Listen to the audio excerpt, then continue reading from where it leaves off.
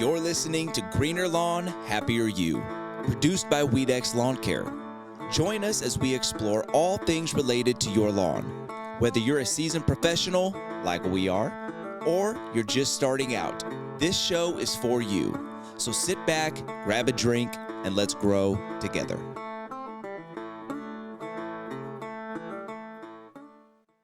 All right, here we are. So another day of work. You got here early this morning. I got here a little later than you did because we had our Wednesday morning meeting, and I'm typically late. That's one thing, like Rusty, our general manager, it's his last day today.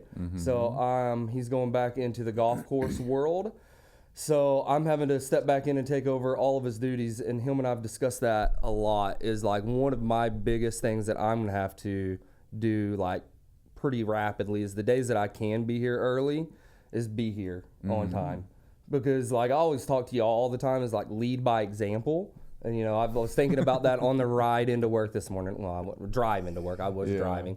I was like, man, I got to start making sure that I get here early, you know. But I know you're taking the rest of the day off. I mean, you're in here in your gaiters, you know, casual clothes, looking good. Abby, if you can get those shoes in the shot, I would recommend it. Lift that foot up so you can show everybody, Kaven. There we go. Yeah, he's wearing some Gator sneakers today, so we'll just start calling him Gator. There we go. I know Kaven came in for the meeting, shoot the podcast. You've got the rest of the day. You got your dog. You've got to go take to some doctor's appointments. Yeah. Just get him all sorted out. Just been dealing with some stuff for a little while.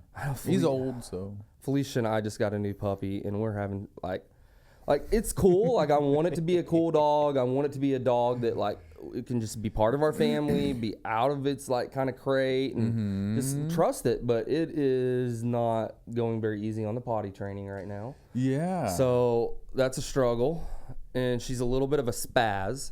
So, but you know, you've got at least 3 years before that calms down. When we bought this dog, probably like 2 weeks prior, there was a dog that I guess like was with a breeder for the type of dog we bought, but I guess something happened. They couldn't breed the dog anymore, but it was already 3 years old, and they were selling it, but it was like raised in their house with their kids, and we're like, perfect, a 3-year-old dog, already housebroke, potty trained, all that. We're like, we're in, and we waited like an hour too long, and somebody else already bought it. So we ended up going the puppy route, and now it's going to be at least 3 years before you can enjoy things like that. That's right. But it'll be fun in the meantime. Lots of entertainment. But the good thing is when the 9-year-olds are home, I can make sure that like I've got kids that like take them out. I don't have to be on top of it all the time. Yeah. So that helps. That'll be helpful. Because I like dogs. I just don't like all the responsibilities that come with them. I get it. I guess I'm definitely not a cat person. Yeah. But I can be around dogs. Well, it's a good thing you're a kid person. Yeah, because I got a lot of those. And that's why I haven't probably been an animal person here lately, 100%. Because I got enough kids. Yeah. So in the lawn care world, I know we're transitioning into the fall right now. I know the official first day of fall was earlier this week, I think. I don't remember the exact day. So what does that mean for us here at Weedex, or what does it mean for the DIYer? I mean, we can talk a little bit about both, I guess. I mean, really, you're kind of getting ready to prep for winter. I mean, that's going to be the biggest thing. So getting everything in line. So depending on what type of grass you're doing. When you say winter, maybe like dormant season. Dormancy, yeah, exactly. At least for the South, we're looking for that dormancy. If you're going to be doing overseeding, you're going to be getting ready for that in the next month or so. Getting prepped for, depending on what type of grasses you have, funguses and things like that are going to start showing up as we get more rain and temperatures cool down. Just general prep for the winter, just making sure you're ready to go and trying to get as much recovery if you've had some damages. So pre-emergents is the first thing. So that's how, when we prep warm season turf grasses, as a DIYer, one of the first steps for your fall kind of winter prep is getting in your pre-emergents. So now is the time to do pre-emergents. Most of y'all have already maybe done it. I know we're definitely doing it here at Weedex Lawn Care. I typically think that you want to have there will be different or varying opinions on this out there. I know this, and it just depends on how you're doing it. If I'm a DIYer, I'm still going to probably do 2 pre-emergents if it was myself, just because of what I know, and I want to, make sure I get as good of a residual as I want to. But you could get away with doing 1 pre-emergent, but now's the time to do it. You typically want to do it before the 1st of October so you can beat the escape of some of the annual, what we would call annual winter weeds, even though it's not really winter time. Like Poana is probably going to be one of the bigger ones, or rescue, that could start coming up, or some of the even winter broadleaf weeds, like henbit, or some of the chickweeds or bittercrisses, or that'll be coming asters up. The aster really out of control. Aster will start coming here soon. So getting these pre-emergents down right now is critical. And to be honest with you, we might be a little late shooting this podcast, because if I was a homeowner, I probably would have had that pre-emergent down by the middle of September. But it's not too late. Like, I think you still have time. Absolutely. I would say, within the next week or two, though, that you need to get that pre-emergent down. As a DIYer, you're probably most generally going to get that pre-emergent embedded in on a granular fertilizer. I mean, if you're a big time, like, do-it-yourself, or maybe you have a liquid rig set up or whatever, but I would imagine it's going to be embedded in on a granular prill of some type of fertilizer. So that's not a bad thing. You're, giving your lawn nutrition to overwinter and come out of the spring with, maybe the correct nutrition it needs, as well as keeping the weeds held down throughout the fall and winter. And if you're going to be doing 2 rounds, spread those at least 3 to 4 weeks apart. I mean, especially if it's going to be mixed in with the fertilizer. Yeah, if you're going to be doing 2 rounds of that weed control, I would probably do one middle of September, and then maybe 1st of November is how I would do that. Like, if you have a 5,000 square foot lawn, you buy a bag of fertilizer that has embedded pre-emergent on it that does 10,000 square feet. That's perfect. That'll give you that application to do middle of September, into September, and then do another, store it in your garage with your fertilizer spreader, or wherever you put it in a storage shed, and then do another application, I would say, right around end of October, 1st of November. And if any weeds escape in the meantime, have a little backpack sprayer or hand can. I know Home Depot or Lowe's or wherever sells hand can sprayers that you can mix up a little bit of post-emergent in. Or, even if you have like pre-mixed, I wouldn't buy weed and grass killer, because weed and grass killer is not only going to kill the weed, it's going to kill the grass as well. You want to buy more of a selective post-emergent that's going to kill the weed without killing the grass, that you can go around and spot treat weeds. Yeah. And that's going to be sufficient for your weed control over the next, I would say, 4 months, until we get to about January, February, before you need it. Really, February as a homeowner, before you need to think about weed control, whether you do it as a single app, just middle of September, or you split app at middle of September, 1st of November. And then I know you talked about fungus. As a DIYer, what would you do if you had a St. Augustine lawn, or a zoysia lawn, or maybe a Bermuda lawn that's prone to fungus? And what type of funguses are we dealing with in the fall? Right. Maybe So as we get into the fall, brown patch is going to be your predominant fungus that we're going to be seeing, right? And easily identifiable. It's the only thing that's going to create perfect circles on a lawn. So it's extremely noticeable right away. Out of all the funguses that, turf grasses have, I would say brown patch is the easiest one to identify. Absolutely. And you might see a little bit of take-all, but it's not near as predominant as the gray leaf patch still lingering on, but fall brown patch, and that's what most people even call it, fall brown patch, because it appears most significantly in the fall. But I mean, the biggest thing is not overwatering, because as the temperatures start to decline, that evaporation rate goes way down, so that soil is going to retain that moisture a lot better. So you're going to decrease your watering a little bit. That's going to help prevent some of that.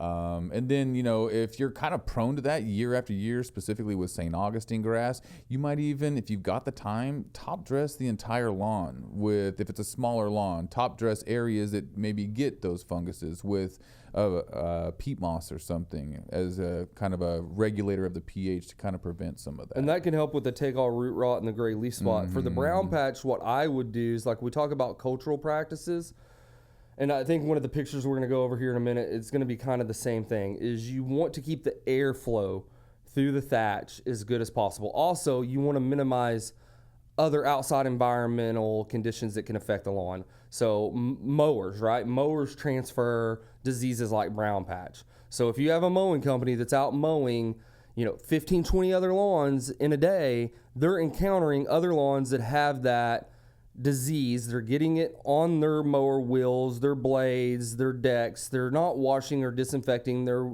mowers and all of the components before they put it on your lawn. They're spreading the disease. One way that you can help protect yourself is you can do, if you have a mowing company and you don't have the time to mow yourself, you can do a disease program. You can do fungicides. Brown patch is one that, there's several different fungicides that can protect. There's granular ones out there. There's liquid ones out there. I would do the first one roughly right now. We just started our fungicides, and as a homeowner, I would definitely do 2 of them. You have the capability to do 2 fungicides. I would do 2 of them, one roughly right now, and maybe another one end of October. Yeah. And I think that will protect you pretty well from brown patch. If you want to take it a step further, maybe you're really into DIY lawn care. You're mowing your own lawn. Perfect. You don't have any outside environmental conditions through that manner. Now, maybe you have some foot traffic coming from lawn to lawn. That can spread it. It also can be spread through the wind, but you're protecting your lawn a lot better by just you being the only person on it and, kind of maintaining and controlling that environment. What causes brown patch to come in the fall or any fungus is really rapid temperature change. So that's what's happening right now. We're getting cooler nights, cooler daytime temperatures, a little bit of rain. All those environmental conditions are the perfect just storm for brown patch to start. So again, more like if you have trees, trim your trees, you can get more sunlight to it. You could cut your grass a little bit shorter. Sometimes I hesitate giving that advice because if you cut your grass a little bit shorter to allow more airflow, really just manage your thatch layer. Don't have a lot of built up thatch. The best way you can do that is mow weekly, recycle your clippings, have a healthy lawn. You're not going to build up a huge thatch layer. Those are the things that you can do on your end. Us at Weedex, we do a fungicide and then we stand behind it, and we get Mother Nature beats us sometimes. We don't do 2 of them just because I think that would be a burden on our customers to do 2 of them. In a perfect world, I would like to do 2 of them. So if any of our customers are listening, you're more than welcome to get 2 of them, but you'd have to pay for them. But because fungicides are only going to last for at best 30 days. They're going to give you systemic control in the best environmental conditions for 30 days. So that's why I recommend doing 2 of them. The thing that we will do here at Weedex is if you get active fungus on your lawn after we do our control, we'll come back out and spot treat it for free. It's just I don't think we could get our customers to buy into doing 2 of them in the fall and 2 of them in the spring, or I would do it. I think it's needed. Yeah. That's the biggest thing that we're going to be fighting, weed control. And now lawns are shutting down. Their growth patterns are really starting to slow down. So mowing, I would still mow weekly for right now, wouldn't you? Yeah, absolutely. At least for to finish out this month, and then you could probably go to bi-weekly at that point. I agree. I would mow, like this weekend is the end of last time. Like maybe if you're a weekend mower, mow this weekend. And then I would go to bi-weekly mowing until at least maybe mow it like maybe 2 more times in October. And then you'll probably be good. Yeah.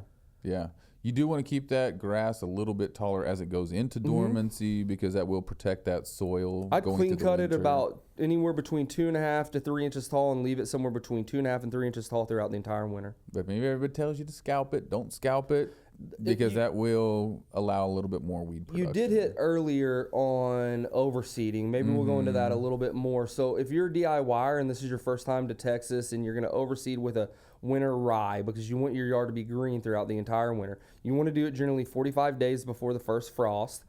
So you just got to speculate that sometimes. I think right now would be the perfect time. I don't think we have any big heat like coming into the future. I would say heat fronts, but I don't know if that's the right terminology. But heat fronts coming in the future. I think we're going to hold steady in the 80s for the rest of the going into the fall or going into the winter. It's just going to get cooler, I think, from here on out. So I think right now is the time to scalp your lawn. So typically you're just going to do this on Bermuda. You don't ever really see people overseed St. Augustine or Zoysia in Texas, but you're going to low cut your Bermuda lawn, bag it. You wouldn't put pre-emergents down because if you put a pre-emergent weed control down, it is root inhibitor. It is a germination inhibitor. So when that seed cracks and it starts to germinate with the use of water, then it's going to come in, contact with that pre-emergent. It's going to kill it. So I'm not saying that you wouldn't have some of that seed escape the pre-emergent because you're putting down a lot of seed. Right. You're going to have some of it, but then it's just going to come up super splotchy and look really bad. So keep the pre-emergents off, scalp it, overseed it with a drop spreader, and then water it pretty much every day for 2 to 3 weeks. It'll take 2 to 3 weeks for it to fully come up and start to establish. And then after that, you can slow down on your watering. You'll put, some 2100 ammonium sulfate to it is what I would put, just some granular 2100 ammonium sulfate. That'll really push it, just straight nitrogen. You maybe do that once or twice before the winter hits and mow it weekly. And then when the winter hits, you can slow down on your mowing. Maybe not mow at all when we truly get into the colder temperatures in the 40s, maybe in the 30s, some it'll slow down. The spring, it'll kind of kick back up, and then it'll transition back into Bermuda. Watering. I think they still need to be watering right now. You could back it back down. Like I know I'm watering my lawn 3 times a day, twice a week, so 6 times. So do you think they could back it down? Oh, you could definitely back it down at this point as we're starting to, because I can tell that the lawns are starting to retain that moisture a little bit better. Along with, now that we're starting to get some rain, that's also helping supplement some of that. So I would say 4 times a week, twice, 2 days a week. Yeah, like I was going to back mine down. I was going to take the nighttime run time off. Like right now I'm watering at like 5 a.m. or maybe 3 a.m., 5 a.m., and 7 p.m. I was going to take the 7 p.m. run time Right, off. right. And of course, then, that just depends on watering restrictions as well, depending on how you can water.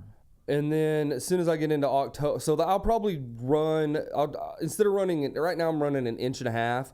I'll probably back that down to 3/4 of an inch a week right now. And making sure I'm getting my pre-emergents watered in for sure, because that's like we talk about pre-emergents. If you're applying a pre-emergent, they have to be watered in, and they need to be watered in thoroughly to work. But making sure I'm getting that. And then as soon as I start getting into October, maybe middle of October, I'll back it down from 3/4 of an inch to maybe a little under a half. Then we'll depend on like how dry the winter is. I might back it down to 1/4 inch a week, but I'm still going to water during the winter. And like, you got to keep that in mind, because I think keeping that soil hydrated, that root zone hydrated through the winter is going to set that lawn up coming out of dormancy 10 times better. Every 100%. Lawn that I know is hydrated throughout the winter comes out of dormancy better and quicker. Absolutely. Like I think lawns that are hydrated through the winter will come out several weeks quicker than lawns that are not. That you just don't, that you turn off, if you walk away, turn off your irrigation system, walk away and trust the rain to hydrate your lawn. Like, I just don't think that's the right thing to do. Oh, it's just a huge mistake. I mean, you just have to condition that lawn. I mean, it's super important just going into dormancy as well. I mean, if you've had, you're going to have some drought stress in some areas on most lawns. I mean, they're not perfect. So if you can get that recovery as well before it goes into dormancy, that's less issues you have to deal with as it comes back out. So at least you're getting a fuller lawn as it goes in. No, I agree with that. Or other damages. Grub worms are starting to cause damage right now too. So there's a lot going on lawns. Like every time, like I'm like, okay, we've talked about it all, and then there's another point. Then there's another point. Yeah. So right now, what do we have? We have possible drought stress. Chinch bugs are probably still causing active. Damage. Grub worms are just starting to cause damage, and then now we're rolling into army fungus. worms. We're still getting not a lot of calls. We're getting like maybe a call a week saying, get out here ASAP, I got army worms. You're seeing moths right now, but not horrible damage from the army worms yet. So there's a lot going on with lawn care right now. As a homeowner, don't let it overwhelm you. But because a lot of these things that we're talking about, keep in mind, some of them you can protect yourself on earlier in the year, especially like the grubs. You can have you can put it in your calendar and have a protection plan for the fungus. Like put it in your calendar and know, like, these are the dates that I'm going to apply these fungicides or what have you. Right. And as we probably went over it in another podcast, but going over when that grub worm prevention is done as well. I mean, that's going to be end of May, beginning of June, so that you can kill that in its smallest stage. So that way you're going to have less damage. I'm not saying, so that way in the fall, like, okay, maybe you're still watching out for it to make sure your yard's not discoloring in spots, but you're going to have a little bit more reassurance that, like, okay, I don't have to be on top of this every day because I put down a control that has really good, efficacy. Exactly.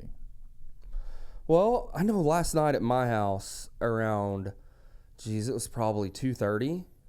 A storm like rolled through that I thought literally my house was gonna like blow away, and like I thought we were gonna drown. Yeah. It was bad. I live in Frisco, and it was really, really bad. It held. I mean, not real. I haven't looked at my truck really yet this morning. I don't think I got any damage, but it was a really bad storm. Did y'all get anything? Barely. I mean, we got the rain and everything, but we didn't get the wind quite as much. I mean, it was really windy in my place. Okay. I know we got some pictures here wherever my phone is. Oh, yeah. Kevin, you start her off. All right, let's see here. So, very first picture here we've got, it's just a front yard, heavy shade, no grass at all. And it's just the question is, what grass should I put here? I want Tif Bermuda, but I'm worried it won't have enough sun, south facing. I mean, yeah, anytime you've got any heavy shade at all, Bermuda grass is any variety. It doesn't matter what shade tolerance they talk about it. Yeah, or direction. You're just not going to get that. And then there's also some scenarios too, like, you know, you may have too much shade in some areas to even get some grass established in the first place. If you don't have at least 3 to 5 hours of filtered sunlight, you're probably not even going to get it established. So you might want to consider hardscaping in some of those areas. Yeah, looking at this lawn, I mean, through the picture, obviously there's a second picture there that I don't know if it shows more of the lawn. Mm-hmm. They have a live oak in that lawn, or you know, huge standalone live oak. It looks like you can tell recently raised the canopy up a lot. And they thinned it up. So you can tell that's what killed this lawn, is way too much shade. I don't know what was there before, but if a landscaper recommends Tif Bermuda or any variety, whether it's maybe even a celebration Bermuda that's supposed to be more shade tolerant, like that's a landscaper that should not have a company, but a different topic for a different day. Maybe St. Augustine here, I would have to see it now with that tree trimmed up, but as Kevin said, this might even be an environment that's got too much shade for St. Augustine, because St. Augustine, after it's established, can survive off of probably 3 to 5 hours of direct sunlight a day and maybe another 6 hours of filtered sunlight. But to get it to like establish, you're going to need more of a full photo period. Like, you know, you're going to need maybe more around 8 to 10 to maybe even 12 hours of sunlight a day. Absolutely. So some of these areas I might not would do St. Augustine. Maybe the stuff that's closer to the sidewalk gets more direct sunlight. You can tell in this picture, I would do St. Augustine. Maybe closer up to the house, I would do some sort of landscape beds or ground cover. Exactly. Some walking paths with flagstone. Fescues if you have to. Again, I might recommend St. Augustine, but the thing you're going to have to do and keep in mind is a tree like this is you're going to have to keep it trimmed every year. And I know I shoot myself every time I think about this. Is I just moved into a house that has 2 live oaks just like this, and it has Bermuda. It came with Bermuda when I got the house, and it literally had probably, I don't know, 20% of the turf grass establishment in the front yard. I immediately trimmed up the trees. I started mowing weekly, and where the sunlight can get underneath the tree, and it is east facing, so in the morning sunlight, I've established a pretty decent Bermuda lawn. But if I had to restart all over, if I didn't have any grass, I would have never went with Bermuda. I would have put St. Augustine in the lawn, even though I loathe St. Augustine. I would have done St. Augustine or zoysia maybe, but here I would either do. If you can get zoysia, I would go zoysia. Yeah, I would go zoysia over St. Augustine, but I don't know. A lot of people love zoysias too, but zoysias have problems too. They do. Like I think a lot of people just think zoysia is just this grass that doesn't ever have any issues. Fungus, it doesn't get the chinch bugs. No, but it'll get fungus. Absolutely. So I think you have options here. I would either do not Bermuda. I would either do zoysia or St. Augustine here. Yeah. And maybe think about like up closer to the house, doing some like ground covers, shaded, perennial plants, maybe some rock beds and things like that. I usually tell customers from that tree to the front of the house, that's going to be the area that's going to be the worst. I mean, and then you've also got a large tree. You've got a competition of resources too. So they're also going to be just taking, all of your water, nutrients, everything. So that's also something you've got to think about. Yep. So the next photo is a picture of St. Augustine grass, and it says, what's going on with the St. Augustine grass? And the comment on it is, this is sad. Make sure also that you clean your equipment really good. If you're cutting multiple lawns or areas, SAD is a virus that can be spread from one area to another via equipment. SAD is St. Augustine decline. We don't talk about it a lot in our industry. Like when Kevin and I first looked at this photo, just because I didn't really want to even think that it could be SAD, is I was nitrogen deficiency. Because even one of the leaf blades in the left photo is almost completely yellow. Like not even like chlorotic where it's like has the veins running through it like iron deficiency. It looks more like nitrogen deficiency. But when you Google SAD, which we don't like, we just see it so little in our industry because the cultivars of St. Augustine that they're coming out with now, they've bred resistant cultivars to SAD, St. Augustine decline. So we just don't see it very often, or even when we do see it, we just don't maybe even put two and two together. But I think that, you know, what this guy is telling him is correct. If you do any research on SAD, cannot be controlled through chemical control, so fungicides aren't going to help. You've just got to do the correct cultural practices, cleaning your equipment, you know, making sure that you get as much sunlight to the grass as possible, make sure that you're not overwatering and leaving water standing on the lawn, make sure that you're not getting an excessive thatch layer, things like that. So there's just a lot of cultural practices that go into helping it. Again, it's just not a disease that I have a lot of experience with because I feel like a lot of the cultivars of grasses we're dealing with now, it's bred out of them, and I feel like take-all root rot is way more of a primary thing that we deal with than SAD. Absolutely. I think Jason, one of our other managers, I think he's told me they've had SAD once or twice, and that's in the almost 9 years I've been here, so it's not often.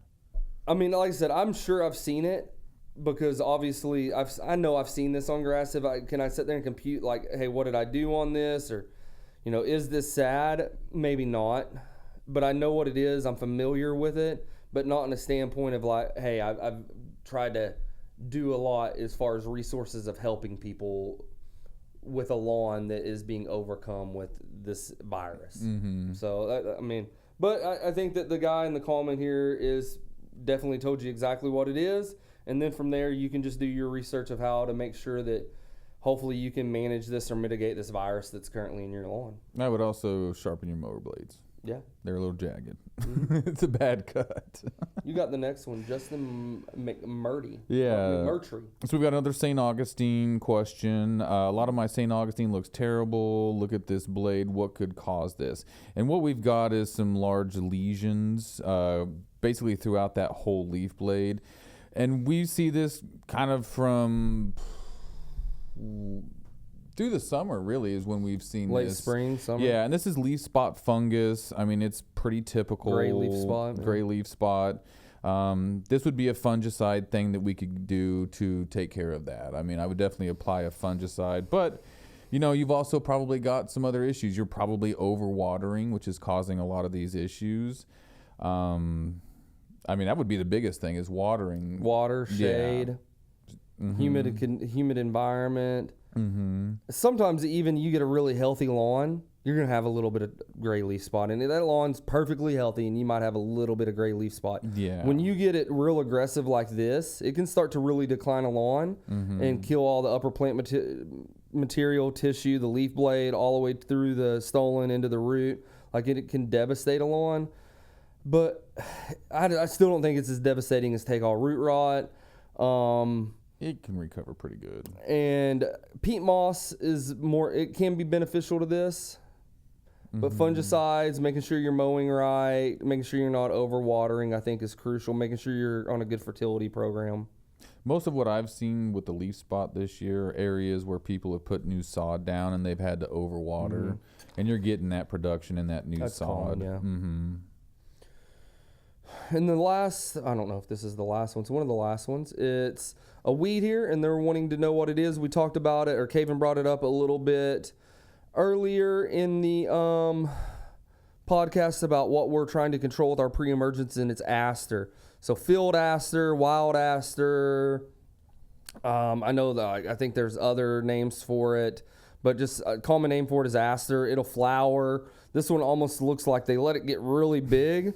Typically in residential lawns when they're mowing weekly, we don't see aster quite this mature. They might have picked this out of maybe a flower bed or whatever. It almost looks like they sprayed it with herbicide already.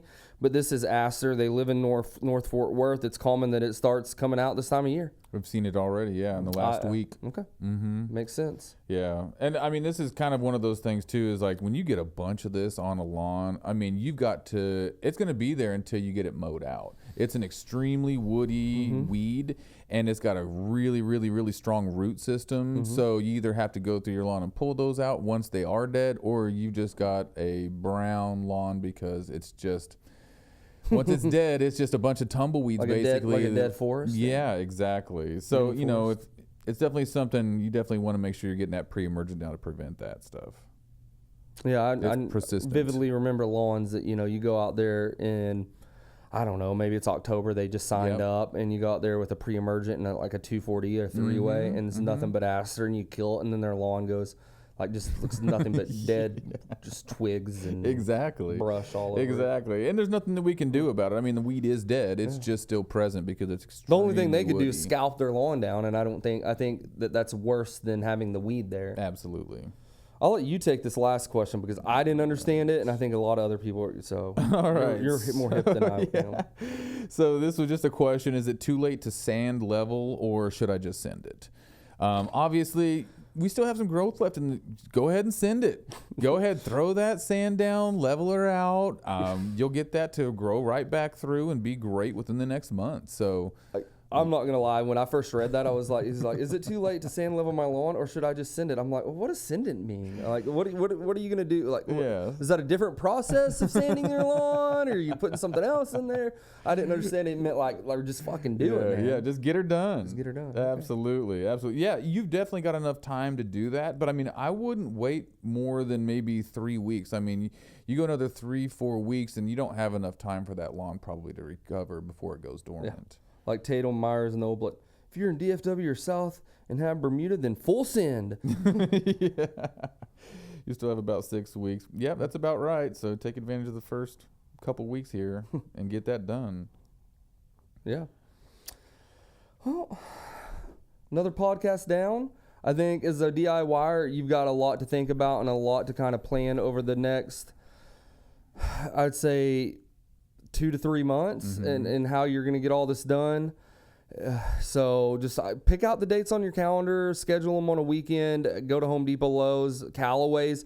Like Home Depot and Lowe's might be good if you kind of know what you want. I think that like if you can kind of self-direct yourself and you know what you want to buy, if you want a little more direction of the type of products that you can use, I would definitely recommend more of a specialty type store like a nursery or a Callaway's. In my opinion, I don't know. Do you differ on that? Not at all.